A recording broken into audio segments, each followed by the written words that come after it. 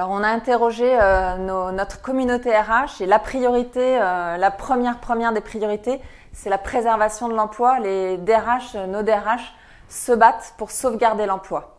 Après, quand on les interroge sur leurs priorités, premier semestre 2021, second semestre 2021, on voit que bien évidemment, on a tout le champ d'adaptation sanitaire, on a l'impact sur le management, la formation des managers, l'accompagnement des managers et on a une thématique autour de la qualité de vie au travail et sur le second semestre, plutôt un élargissement autour de la RSE, avec l'impact sur le déjeuner, le sommeil, le bien-être. Ça, ce sont des sujets de préoccupation au quotidien pour les DRH. Et on voit enfin qu'il y a une thématique qui ressort sur le partage de la valeur. Et nous allons creuser cela avec nos RH.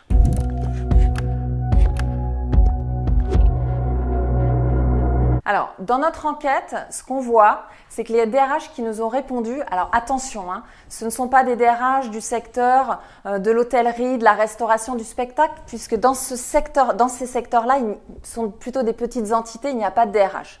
En revanche, sur le reste des autres secteurs, nos DRH nous disent qu'à 78%, ils se battent pour préserver l'emploi, ils utilisent les dispositifs de l'État et ils ne vont pas réduire leurs effectifs. Donc ça, c'est intéressant comme message. C'est une photographie à un instant T. Ce qu'ils nous disent également, c'est que sur le recrutement, on est plutôt en stabilité. Donc ça, c'est intéressant parce qu'on ne voit pas une baisse importante. On a aussi des remontées sur le non-remplacement de départ, oui, et aussi l'investissement sur de la formation. Donc aujourd'hui, on a des entreprises qui utilisent les dispositifs FNE quand on est en activité partielle. Donc il y a un investissement fort aussi sur de la formation.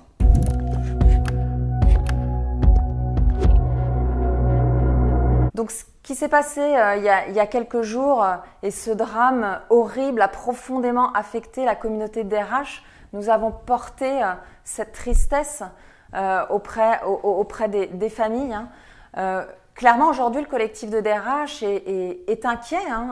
Maintenant, ce qu'il faut développer aussi et essayer d'expliquer notre métier parce que le grand public n'a qu'une facette de notre métier.